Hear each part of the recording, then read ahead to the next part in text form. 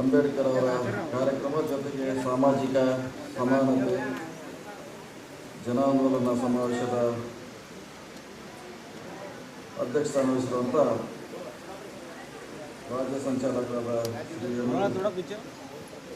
ಶ್ರೀನಿವಾಸ ಅವರೇ, ಮಾಜಿ ಶಾಸಕರು ಆತ್ಮೀಯರಾದ ರಾಜು ಅಲುಗೂರ್ ಅವರೇ, ಸನ್ಮಾನಿತರಾದ ಶ್ರೀ ರಮೇಶ್ ಆಸಂಗಿ ಅವರೇ,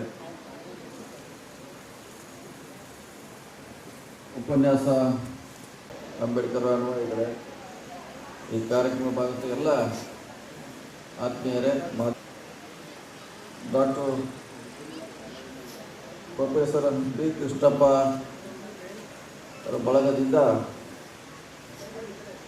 ಅಂಬೇಡ್ಕರ್ ಅವರ ಕಾರ್ಯಕ್ರಮದ ನಿಮಿತ್ತ ನಮ್ಮ ಸಮಸ್ಯೆಗಳಿಗೆ ಬೆಳಕು ಚೆಲ್ಲಬೇಕು, ಮುಂದಿನ ದಿನಗಳಲ್ಲಿ ನಮ್ಮ ಬದುಕುವ ದಾರಿ ಹೇಗಿರಬೇಕು, ಸಾಮಾಜಿಕವಾಗಿ ಶೈಕ್ಷಣಿಕವಾಗಿ, ಆ ಹಿನ್ನೆಲೆಯಲ್ಲಿ ಇವತ್ತು ಚರ್ಚೆ ಮಾಡಲಿಕ್ಕೆ ಕರೆದಿರುವಂಥ ಒಂದು ಸಮಾವೇಶ ಬೆಳಗ್ಗೆ ಮೆರವಣಿಗೆ ಮೂಲಕ ಈ ಸಮಾರಂಭದ ಸ್ಥಾನಕ್ಕೆ ತಾವೆಲ್ಲ ಬಂದಿದ್ದೀರಿ. ಮುಖ್ಯವಾಗಿರುವಂಥ ಅತಿಥಿಗಳು ಏನು ಹೇಳ್ತಾರೆ, ಆ ವಿಚಾರಗಳೇನು, ಅವರ ಅನುಭವ ಏನು, ಇದನ್ನು ನೀವು ಅಳವಡಿಸ್ಕೊಳ್ಳಿಕ್ಕೆ ಪ್ರಯತ್ನ ಮಾಡಿದಾಗ ಈ ಸಮಾವೇಶ ಯಶಸ್ವಿ ಆಗ್ತದೆ. ರಾಜು ಅಲುಗೂರ್ ಅವರು ತಮ್ಮ ಅನುಭವವನ್ನು ಹಂಚಿಕೊಳ್ಳುವಂಥ ಪ್ರಯತ್ನ ಮಾಡಿದರು. ಅದೇ ರೀತಿ ಶರಣಪ್ಪ ಸುನಗಾರ್ ಅವರು, ವಿನಾಯಕ್ ಅವರು ಈಗಾಗಲೇ ತಮ್ಮ ಅಭಿಪ್ರಾಯವನ್ನು ವ್ಯಕ್ತ ಮಾಡುವಂಥ ಪ್ರಯತ್ನವನ್ನು ಮಾಡಿದ್ದಾರೆ. ದೇಶದಲ್ಲಿ ಡಾಕ್ಟರ್ ಬಾಬಾ ಸಾಹೇಬ್ ಅಂಬೇಡ್ಕರ್ ನಮ್ಮನ್ನು ಎಚ್ಚರಗೊಳಿಸಿದರೆ, ಕರ್ನಾಟಕದಲ್ಲಿ ಸುಮಾರು 40 ವರ್ಷಗಳ ಹಿಂದೆ ಕೃಷ್ಣಪ್ಪನವರು ನಮ್ಮನ್ನೆಲ್ಲ ಎಚ್ಚರಗೊಳಿಸುವಂಥ ಪ್ರಯತ್ನವನ್ನು ಮಾಡಿದ ಪ್ರಯುಕ್ತ ನಾವು ಇವತ್ತು ಇಲ್ಲೆಲ್ಲ ಕೂಡಿದ್ವಿ. ದೇಶಕ್ಕೆ ಬಾಬಾ ಸಾಹೇಬ್ ಅಂಬೇಡ್ಕರ್ ಅವರು, ಕರ್ನಾಟಕಕ್ಕೆ ಬಿ ಕೃಷ್ಣಪ್ಪ ಅವರ ಕೊಡುಗೆ ಭಾಳಷ್ಟು ಇದೆ. ಅವರು ಕೂಡ ಒಬ್ಬ ಪ್ರಾಧ್ಯಾಪಕರಾಗಿ ಹರಿಹರದಲ್ಲಿ ಜನಿಸಿ ಭದ್ರಾವತಿಯಿಂದ ಅವರ ಹೋರಾಟವನ್ನು ಪ್ರಾರಂಭ ಮಾಡಿ ಕೋಲಾರದಿಂದ ಬೀದರು, ಚಾಮರಾಜನಗರ ಇಲ್ಲಿವರೆಗೆ ಅವರ ಹೋರಾಟವನ್ನು ಕೂಡ ಜೀವಂತವಾಗಿದೆ. ಅದನ್ನು ನೀವೆಲ್ಲ ಇವತ್ತು ಮುಂದುವರಿಸ್ಕೊಂಡು ಹೋಗಲಿಕ್ಕೆ ನಿಮ್ಮನ್ನು ಇಲ್ಲಿ ಕರೆಸಿ ನಾವು ನಿಮಗೆ ಹಿತವಚನ ಹೇಳ್ತಾ ಇದ್ದೀವಿ. ಯಾವುದೇ ಕಾಲಕ್ಕೂ ಅಂಬೇಡ್ಕರ್ ವಿಚಾರಗಳು, ಸಂವಿಧಾನಗಳು ಕೂಡ ನಮ್ಮ ಕೈಯಿಂದ ತಪ್ಪು ಹೋಗಬಾರ್ದು. ಅದು ನಮ್ಮ ಮೊದಲನೇ ಆದ್ಯತೆ, ಪ್ರಯಾರಿಟಿ. ಭಾಳ ಜನ ಮೇಲಿನ ಮೇಲೆ ಸಂವಿಧಾನ ಬದಲಾವಣೆ ಆಗಬೇಕು, ಸಂವಿಧಾನ ತಿರಸ್ಕಾರ ಮಾಡಬೇಕು, ಕೂಗು ಆವಾಗ ಬರ್ತಾನೆ ಇದೆ. ಆ ಸಂದರ್ಭದಲ್ಲಿ ನಾವೆಲ್ಲ ಗಟ್ಟಿಯಾಗಿ ನಿಲ್ಲಬೇಕು, ಸಂವಿಧಾನ ಉಳಿಸ್ಕೋಬೇಕು. ಡಾಕ್ಟರ್ ಬಾಬಾ ಸಾಹೇಬ್ ಅಂಬೇಡ್ಕರ್ ಚಿಂತನೆಗಳು ನಮ್ಮ ಉಳಿಬೇಕು ಅನ್ನೋ ಕಾರಣಕ್ಕಾಗಿ ಇಂಥ ಹಲವಾರು ಕಾರ್ಯಕ್ರಮ ನಾವು ಪ್ರತಿ ದಿವಸ ರಾಜ್ಯದಲ್ಲಿ ಮಾಡ್ತಾನೆ ಇರ್ತೀವಿ. ಅಂಬೇಡ್ಕರ್ ಹೆಸರು ಮಾಡ್ತೀವಿ, ಬುದ್ಧನ ಹೆಸರು ಮೇಲೆ ಮಾಡ್ತೀವಿ, ಹಲವಾರು ಹೆಸರು ಮೇಲೆ ಮಾಡಿದ್ರು ಕೂಡ ಅದು ಚಿಂತನೆ, ಹೋರಾಟ ಒಂದೇ ಗುರಿ. ಎಲ್ಲರಿಗೂ ಸಾಮಾಜಿಕ ನ್ಯಾಯ ಸಿಗಬೇಕು, ಸಮಾನತೆ ಸಿಗಬೇಕಂತ ನಾವು ಹೋರಾಟ ಮಾಡ್ತೇವೆ. ಅದೇ ಪ್ರತಿಕ್ರಿಯವಾಗಿ ಇವತ್ತು ಬಿಜಾಪುರದಲ್ಲಿ ಒಂದು ಕಾರ್ಯಕ್ರಮವನ್ನು ನಾವು ಮಾಡ್ತಾ ಇದ್ದೀವಿ. ಸುಮಾರು ಕಾರ್ಯಕ್ರಮ ನಡೀತಾ ಇರುತ್ತೆ, ಬಿಜಾಪುರದಲ್ಲಿ ನಡೀತದೆ, ರಾಜ್ಯದ ಬೇರೆ ಜಿಲ್ಲೆಗಳಲ್ಲಿ, ತಾಲೂಕುಗಳಲ್ಲಿ ಈ ರೀತಿ ಕಾರ್ಯಕ್ರಮ ನಾವು ಮಾಡ್ತಾನೆ ಇದ್ದೀವಿ. ಸೊ ಆಗಬೇಕಿದೆ, ಹೆಚ್ಚಿನ ರೀತಿಯಿಂದ ಕಾರ್ಯಕ್ರಮ ಆಗಬೇಕು. ಅಲ್ಲಿ ಭಾಳಷ್ಟು ಅನುಭವಿಗಳೇ ಬರಬೇಕು. ಅಂಬೇಡ್ಕರ್ ವಿಚಾರಗಳನ್ನು ಹೇಳಿದಾಗ ಮಾತ್ರ ನಮಗೆ ಅದನ್ನು ಮುಂದುವರಿಸಲಿಕ್ಕೆ ಸಾಧ್ಯ ಆಗ್ತದೆ. ಸೊ ಆ ನಿಟ್ಟಿನಲ್ಲಿ ನಮ್ಮ ಚಿಂತನೆಗಳು ಆಗಬೇಕು. ನಾವೆಲ್ಲ ಸಮಾನತೆಗೆ ಬರಬೇಕು. ಇನ್ನೂ ಈ ದೇಶದಲ್ಲಿ ಸಮಾಜಕ್ಕೆ ಸಮಾನತೆ ಬಂದಿಲ್ಲ. ಈ ಭಾರತಕ್ಕೆ ಸ್ವತಂತ್ರ ಸಿಕ್ಕು 75 ವರ್ಷಕ್ಕಿಂತ ಹೆಚ್ಚಿಗೆ ಆದರೂ ಕೂಡ ಇನ್ನೂ ಸಮಾನತೆ ಅಲ್ಲಲ್ಲಿ ಬರ್ತಾ ಇಲ್ಲ. ದೇವಸ್ಥಾನದಲ್ಲಿ ಹೋದರೂ ಕೂಡ ಭಾಳಷ್ಟು ಅವ್ರನ್ನ ಹೊರಗೆ ಹಾಕುವಂಥ ಪ್ರಯತ್ನ, ದಂಡ ಕಟ್ಟುವಂಥ ಪ್ರಯತ್ನ, ಹೊಡೆಯುವಂಥ ಪ್ರಯತ್ನ ಇವು ಕೂಡ ನೋಡ್ತಾ ಇದ್ದೀವಿ. ಅದು ಇಷ್ಟೆಲ್ಲ ಸಂವಿಧಾನ ಬಂದರೂ ಮಹಾನ್ ನಾಯಕರ ಅದ್ರ ಬಗ್ಗೆ ಚಿಂತನೆ ಮಾಡೋದು ಕೂಡ ಇನ್ನೂ ಸಮಾಜದಲ್ಲಿ ಸಮಾನತೆ ಬಂದಿಲ್ಲ. ಅದು ಯಾವಾಗ ಜಾರಿ ಆಗ್ತದೆ, ನೀವೆಲ್ಲ ಅದಕ್ಕೆ ಹೋರಾಟಕ್ಕೆ ಮುಂಚೆಯಲ್ಲಿ ಬರಬೇಕು. ನೀವೆಲ್ಲ ವ್ಯವಸ್ಥೆ ಹೋರಾಟದಲ್ಲಿ ಮುಂದೆ ಬರಬೇಕು. ಮಹಿಳೆಯರು ಕೂಡ ತಮ್ಮ ಹಕ್ಕುಗಳನ್ನು ತಿಳ್ಕೊಂಡಾಗ ಮಾತ್ರ ನಾವು ಅಂಬೇಡ್ಕರ್ ಅವರ ಏನು ಕನಸಿತ್ತು ಅದು ನನಸು ಮಾಡಲಿಕ್ಕೆ ಸಾಧ್ಯ ಆಗಿದೆ. ಆ ಹಿನ್ನೆಲೆಯಲ್ಲಿ ಇವತ್ತು ನಾವು ಬಿಜಾಪುರದಲ್ಲಿ ಕಾರ್ಯಕ್ರಮವನ್ನು ಹಮ್ಮಿಕೊಂಡಿದ್ದೀವಿ. ಸೊ ಭಾಳಷ್ಟು ಸಂಘಟನೆಗಳಿದೆ ನಮ್ಮ ದೇಶದಲ್ಲಿ, ರಾಜ್ಯದಲ್ಲಿ, ಜಿಲ್ಲೆಯಲ್ಲಿ. ಆದರೆ ನಮ್ಮ ಗುರಿ ಮಾತ್ರ ಒಂದೇ ಆಗಿರಬೇಕು. ನಮ್ದು ಯಾವುದೇ ಹೆಸರು ಇರ್ಬೋದು ಅದಕ್ಕೆ ಸಂಘಟನೆಗೆ ವಿಚಾರಗಳೇನೇ ಇದ್ರೂ ಕೂಡ ನಮ್ಮ ಅಂತಿಮ ಗುರಿ ಡಾಕ್ಟರ್ ಬಾಬಾ ಸಾಹೇಬ್ ಅಂಬೇಡ್ಕರ್ ಅವರ ಸಂವಿಧಾನ ರಕ್ಷಣೆ ಮಾಡಲಿಕ್ಕೆ ನಾವೆಲ್ಲ ಭದ್ರಾಗಿ ನಿಂತಾಗ ಮಾತ್ರ ಅದು ಸಾಧ್ಯ ಆಗ್ತದೆ. ಆ ನಿಟ್ಟಿನಲ್ಲಿ ಈಗ ಭಾಷಣ ಮಾಡಿದವರೆಲ್ಲ ಅದೇ ದಾಟಿಯಲ್ಲಿ ಮಾಡಿದ್ರು. ನಮ್ಮ ಸಂಘಟನೆ ಉಳಿಬೇಕು, ನಮ್ಮ ಸಂವಿಧಾನ ಉಳಿಬೇಕು. ಸಂವಿಧಾನದಿಂದ ನಾವೆಲ್ಲ ರಕ್ಷಣೆಯಲ್ಲಿ ಈ ದೇಶದಲ್ಲಿ ಬದುಕಬೇಕನ್ನೋ ಮಾತನ್ನು ಈ ಸಂದರ್ಭ ಹೇಳುವಂಥ ಪ್ರಯತ್ನ ಮಾಡಿದ್ದಾರೆ. ನೀವೆಲ್ಲ ಹೆಚ್ಚು ತಿಳ್ಕೊಳ್ಳಿಕ್ಕೆ ಪ್ರಯತ್ನ ಮಾಡಬೇಕು. ಅಂಬೇಡ್ಕರ್ ಅವರ ಹೋರಾಟ ಯಾವ ರೀತಿ ಇತ್ತು, ಅವರು ಎಷ್ಟು ಹೋರಾಟಗಳನ್ನು ಮಾಡಿದ್ರು, ಎಷ್ಟು ಕಷ್ಟಪಟ್ಟರು. ಸಂವಿಧಾನ ಬರೆಯುವಂಥ ಸಂದರ್ಭದಲ್ಲಿ ನಮ್ಮ ರಾಜು ಅವ್ರು ಹೇಳಿದರು, ಅದರಲ್ಲಿ 7-8 ಜನ ಇದ್ರು ಕೂಡ ಅವ್ರು ಯಾರೂ ಬರೆದಿಲ್ಲ, ಅಲ್ಲಿ ಬರಲಿಕ್ಕೆ ಬಂದಿಲ್ಲ. ಅವ್ರು ಯಾರೋ ಭಾಷೆ ಹಚ್ಚಿಕೊಂಡು ಎಲ್ಲ ಅಬ್ಸೆಂಟು, ಒಬ್ಬರು ಆಸ್ಪತ್ರೆಯಾಗಿದ್ದರು. ಕೊನೆಗೆ ಬರೆದವರು ಬಹುಶಃ ಅವರು ಒಬ್ಬರೇ ಅವರಿಗೆಲ್ಲ ಬರೆದು ಅದನ್ನೆಲ್ಲ ಜಾರಿ ತರುವಂಥ ಪ್ರಯತ್ನ ಕೂಡ ಮಾಡಿದರು. ಆ ಸಂದರ್ಭದಲ್ಲಿ ಹೇಳಿದ್ರು ಅವರು,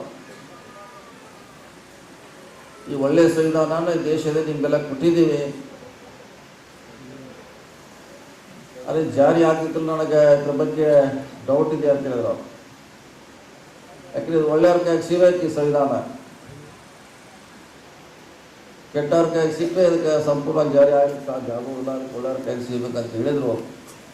ಅದಕ್ಕಾಗಿ ನಾವು ಉತ್ತಮ ಸಮಾಜ ನಿರ್ಮಾಣ ಮಾಡಬೇಕು, ಒಳ್ಳೆಯ ಶಿಕ್ಷಣ ಪಡಿಬೇಕು. ನಾವು ಕೂಡ ಈ ಥರಂತೆ ಮುಖ್ಯವಾಹಿನಿಗೆ ಬಂದಾಗ ಮಾತ್ರ ಅದಕ್ಕೆ ಜಾರಿ ತರಲಿಕ್ಕೆ, ಅದನ್ನು ಗಟ್ಟಿಗೊಳಿಸಲಿಕ್ಕೆ ಸಾಧ್ಯ ಆಗ್ತದೆ. ಅದಕ್ಕೆ ನೀವು ಶಿಕ್ಷಣವನ್ನು ಪಡಿಬೇಕು.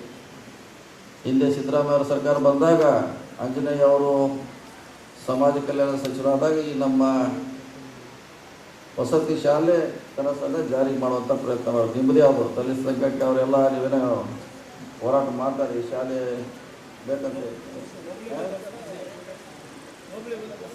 ಅದೇ ಎಲ್ಲ ತಮಟೆ ಚಳವಳಿ ಮಾಡ್ತಾರೆ, ಏನು ಶಾಲೆ ಬೇಕಂತ. ಅದನ್ನೇ ಸರ್ಕಾರ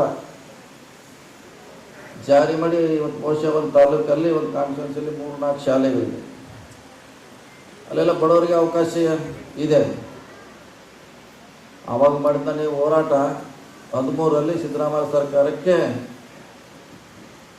ಪರಿಕಲ್ಪನೆ ಈ ರೀತಿ ಮಾಡಬೇಕು, ಹಿಂದುಳಿದವರಿಗೆ, SC STಗಳಿಗೆ, ಅಲ್ಪಸಂಖ್ಯಾತರಿಗೆ ಶಾಲೆಗಳನ್ನು ಕಟ್ಟಬೇಕು. ಅದೇ ಇವತ್ತು ಭಾಳ ದೊಡ್ಡ ಬೃಹತ್ಕಾರದಲ್ಲಿ ಬೆಳೆದಿದೆ. ಭಾಳಷ್ಟು ಮಕ್ಕಳಲ್ಲಿ ಶಿಕ್ಷಣವನ್ನು ಪಡಿತಾ ಇದ್ದಾರೆ. ಅದೇ ರೀತಿ ಹಿಂದಿನ ಸರ್ಕಾರದಲ್ಲಿ ನಿಮ್ಮ ಜನಸಂಖ್ಯೆಗೆ ಅನುಗುಣವಾಗಿ ಹಣವನ್ನು ಮೀಸಲಿಡುವಂಥ ಪ್ರಯತ್ನವನ್ನು 13ರಲ್ಲಿ ಕೂಡ ನಾವು ಮಾಡಿದ್ವಿ. 2 ಭಾಳ ದೊಡ್ಡ ಘನಕಾರ್ಯ ಅಂದರೆ, ಒಂದು ಶಾಲೆಗಳನ್ನು ಕಟ್ಟುವುದು, ಒಂದು ನಿಮ್ಮ ಜನಸಂಖ್ಯೆ ಅನುಗುಣವಾಗಿ ಹಣವನ್ನು ಮೀಸಲಿಡುವಂಥ 2 ದೊಡ್ಡ ಪ್ರಯತ್ನ ಆವಾಗ ಸಿದ್ದರಾಮಯ್ಯ ಸರ್ಕಾರದಲ್ಲಿ ಆಗಿದೆ.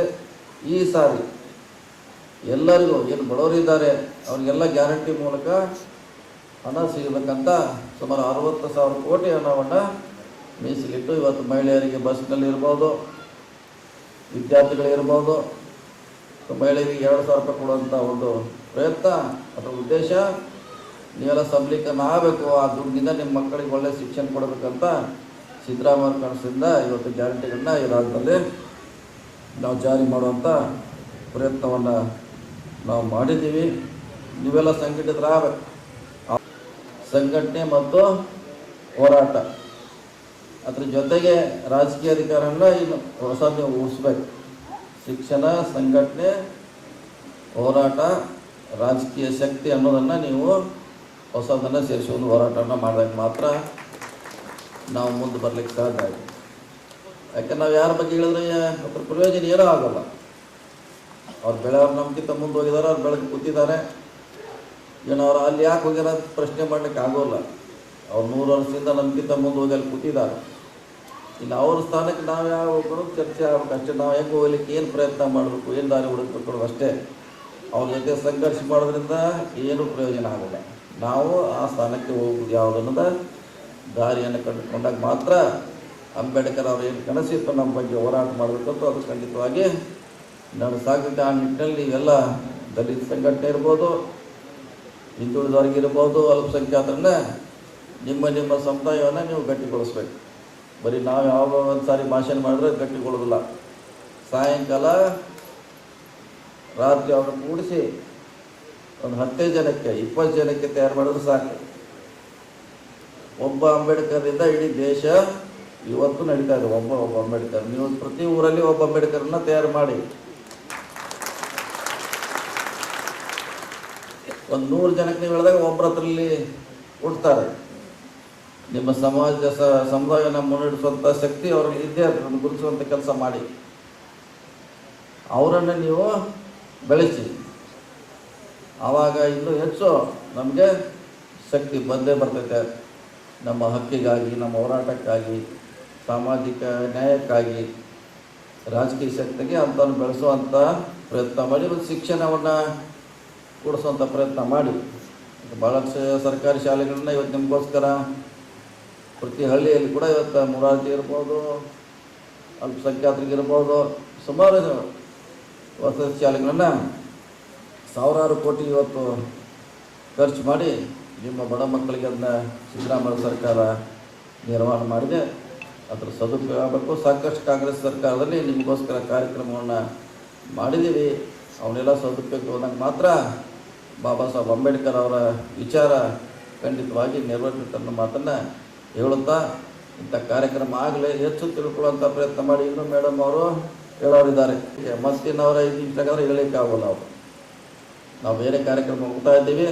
ಅವರೊಂದು ಅರ್ಧ ಗಂಟೆ ಅವರ ಕನಿಷ್ಠ ನಿಮಗೆ ಜ್ಞಾನೋದಯ ಆಗುವಂಥ ಸಂದೇಶಗಳನ್ನು ಕೊಡ್ತಾರೆ. ಯಾಕಂದ್ರೆ ಅವರು ಪರಿಚಯ ಮಾಡೋ ಸಂದರ್ಭದಲ್ಲಿ ಹೇಳ್ತಾ ಇದ್ರು, ಅವರು ಹಳ್ಳಿಗೆ ಹೋಗಿ ಅವರು ಭಾಳ ಜಾಗೃತಿ ಕಾರ್ಯಕ್ರಮ ಮಾಡ್ತಾರೆ, ಮೂಢನಂಬಿಕೆ ಇರೋದು ಹೋರಾಟ ಮಾಡ್ತಾರೆ ಅಂತ ನಾನು ಕೇಳ್ತಾ ಇದ್ದೆ. ಅಂಥವ್ರು ಭಾಳ ಅವಶ್ಯಕತೆ ಇದೆ. ಅಂಥವ್ರನ್ನ ಬೆಳೆಸಿ ಗುರ್ತಿಸಿ ಅವ್ರನ್ನ ಇಂಥವ್ರು ಭಾಳಷ್ಟು ಜನ ಹಳ್ಳಿಯಲ್ಲಿ ಕಾರ್ಯಕ್ರಮ ಮಾಡುವಂಥ ಪ್ರಯತ್ನ ಮಾಡಿ. ಸ್ಯಾಟರ್ಡೆ ಸಂಡೇ ಒಂದು ಸಾರಿ ನಿಮ್ಮ ಊರಾಗಿರೋನ್ನ ಹೇಳಬಲ್ಲಂತೇಳಿ. ನಿಮಗೆ ಇತಿಹಾಸ ಗೊತ್ತಿಲ್ಲ ಅಂದರೆ ಭಾಳ ಕಷ್ಟ ಆಗುತ್ತೆ. ಯಾಕೆ ನಮ್ಮ ದೇಶದಲ್ಲಿ ಸುಳ್ಳನ್ನು ಹೇಳುವಂಥ ಪ್ರಯತ್ನ ಅವಾಗ ವಾಟ್ಸಪ್ನಲ್ಲಿ ನಾವು ನೋಡ್ತಾ ಇದ್ದೀವಿ. ಬೆಳಗ್ಗೆ ಎದ್ದರೆ ಒಂದು 4 ಸುಳ್ಳು ಬರ್ತಾವೆ. ಅದನ್ನೆಲ್ಲ ನೀವು ಬೆನ್ನತ್ತಿ ಸಾಯಂಕಾಲ ಮನೆಗೆ ಹಚ್ಚೋರಿಗೆ ಮತ್ತು ಬೆಳಗ್ಗೆ ಮತ್ತು 4 ಗಂಟೆ ಸುಳ್ಳು ಹೇಳ್ತಾರೆ. ಸೊ ಅದನ್ನು ನಿರ್ಬಂಧ ಮಾಡಲಿಕ್ಕೆ, ಅದರಿಂದ ಹೋರಾಟ ಮಾಡಲಿಕ್ಕೆ ನಮಗೆ ಉತ್ತಮ ಶಿಕ್ಷಣ ಬೇಕು. ದೇಶದ ಇತಿಹಾಸ ನಮಗೆ ಗೊತ್ತಾದಾಗ ಮಾತ್ರ ಇದನ್ನು ಹಿಮ್ಮೆಟ್ಟಿಸಲಿಕ್ಕೆ ಸಾಧ್ಯ ಇದೆ. ಬುದ್ಧ ಬಸವ ಅಂಬೇಡ್ಕರ್ ಅವರ ನಮಗೆಲ್ಲ ಪ್ರೇರಣೆ ಆಗಲಿ. ಅವರ ದಾರಿಯಲ್ಲಿ ನಾವೆಲ್ಲ ಮುನ್ನೋಡ್ಸೋಣ. ಸುಮಾರು ವರ್ಷಗಳಿಂದ ನಾವು ಅಧಿಕಾರವನ್ನು ಕಳ್ಕೊಂಡಿದ್ದೀವಿ. ಮುಂದಿನ ದಿನಗಳಲ್ಲಿ ಅಂಬೇಡ್ಕರ್ ಅವರ, ಬಸವಣ್ಣವರ ಪ್ರೇರಣೆಯಿಂದ ಅಧಿಕಾರ ವಾಪಸ್ ಪಡೆಯುವಂಥ ಪ್ರಯತ್ನ ನಾವೆಲ್ಲ ಕೂಡಿ ಮಾಡೋಣ ಮಾತನ್ನು ಹೇಳುತ್ತಾ, ಈ ನಿಮ್ಮ ಸಮಾವೇಶ ಯಶಸ್ವಿ ಆಗಲಿ. ಮತ್ತು ಕೇವಲ ನಾವು ಒಂದಕ್ಕೆ ನಾವು ಆಗದೆ ಎಲ್ಲ ಮಹಾನುಭಾವರ ಜಯಂತಿಯಲ್ಲಿ ನಾವು ಪಾಲ್ಗೊಳ್ಳಬೇಕು. ಅಂಬೇಡ್ಕರ್ ಜಯಂತಿಯಲ್ಲಿ ಪಾಲ್ಗೊಳ್ಬೇಕು, ಬಸವಣ್ಣವರ ಜಯಂತಿಯಲ್ಲಿ ಪಾಲ್ಗೊಳ್ಬೇಕು, ಕನಕದಾಸರ ಜಯಂತಿಯಲ್ಲಿ ಪಾಲ್ಗೊಳ್ಬೇಕು, ಪೆರಿಯಾರ್ ಅವ್ರ ಜಯಂತಿಯಲ್ಲಿ ಅವ್ರು ಏನು ಮಾಡಿದ್ರು, ಅವ್ರ ಹೋರಾಟ ಏನು, ಶಾಹು ಮಹಾರಾಜರ ಹೋರಾಟ ಏನು, ನಾರಾಯಣ ಗುರುವರ ಹೋರಾಟ ಏನೋ ತಿಳ್ಕೋಬೇಕು. ಬರೀ ಅಂಬೇಡ್ಕರ್ಗೆ ಸೀಮಿತ ಆಗದೆ ಎಲ್ಲ ನಾಯಕರ ವಿಚಾರಗಳನ್ನು ತಿಳ್ಕೋಬೇಕು. ಯಾಕಂದ್ರೆ ಅಂಬೇಡ್ಕರ್ ಹೋರಾಟ ಒಂದೇ, ಆ ನಾಯಕರ ಹೋರಾಟ ಕೂಡ ಒಂದೇ ದಾರಿಯಿಂದ ಇತರರ ವಿಚಾರಗಳನ್ನು ತಾವು ತಿಳ್ಕೊಂಡಾಗ ಇನ್ನೂ ಭಾಳಷ್ಟು ಗಟ್ಟಿಯಾಗಿ ನೀವು ಬೆಳೀಲಿಕ್ಕೆ ಸಾಧ್ಯ ಆಗ್ತದೆ. ಅವರ ಅನುಭವ, ಅವ್ರ ಹೋರಾಟ, ನಮಗೋಸ್ಕರ ಯಾವ ರೀತಿ ಹೋರಾಟ ಮಾಡೋದನ್ನು ತಿಳ್ಕೊಳ್ಳಿಕ್ಕೆ ಎಲ್ಲ ಜಯಂತಿಯಲ್ಲಿ ನೀವು ಭಾಗವಹಿಸಿದ್ರೆ ನಿಮ್ಮ ಜಯಂತಿಯಲ್ಲಿ ಬೇರೆಯವರು ಬರಬೇಕು. ಅಂಬೇಡ್ಕರ್ ಜಯಂತಿಗೆ ಬೇರೆಯವ್ರು ನೀವು ಆಹ್ವಾನಿಸ್ಬೇಕು. ನೀವು ಅಷ್ಟೇ ಮಾಡೋದಲ್ಲ, ಬೇರೆಯವ್ರನ್ನ ಆಹ್ವಾನಿಸ್ ಮಾಡಿ ಅಂಬೇಡ್ಕರ್ ಬಗ್ಗೆ ನೀವು ಹೇಳಿ ಬೇರೆ ನಾಯಕರು ತಿಳ್ಕೊಳ್ಳಿಕ್ಕೆ ಬೇರೆ ಕಾರ್ಯಕ್ರಮ ನೀವು ಭಾಗವಹಿಸಿದಾಗ ಮಾತ್ರ ಇನ್ನೂ ಈ ಚಳವಳಿಗೆ ಭಾಳ ಮಹತ್ವ ಬರ್ತದೆ, ಗಟ್ಟಿಯಾಗಿ ಬೆಳೀತಾರೆ ಅನ್ನೋ ಮಾತನ್ನು ಈ ಸಂದರ್ಭದಲ್ಲಿ ಹೇಳುತ್ತಾ, ನನಗೆ ಬೇರೆ ಕಾರ್ಯಕ್ರಮದಿಂದ ನಾನು ಹೋಗ್ತಾ ಇದ್ದೀನಿ. ಇನ್ನೂ ಅನೇಕ ನಾಯಕರು ಮಾತಾಡ್ತಾರೆ. ಮೇಡಮ್ ಅವರು ಕೂಡ ಅವ್ರು ತಮ್ಮ ಅನುಭವವನ್ನು ನಮಗೆ ಹಂಚಿಕೊಳ್ಳಿದ್ದಾರೆ. ನಮಗೆ ಅಂಬೇಡ್ಕರ್ ಅವರೇ ಆದರ್ಶ, ಅಂಬೇಡ್ಕರೇ ನಮಗೆಲ್ಲ ಮತ್ತೊಮ್ಮೆ ಹೇಳಿ ನನ್ನ ಭಾಷೆಯನ್ನು ಮುಗಿಸ್ತೀನಿ. ಎಲ್ಲರಿಗೂ ಜೈ ಹಿಂದ್.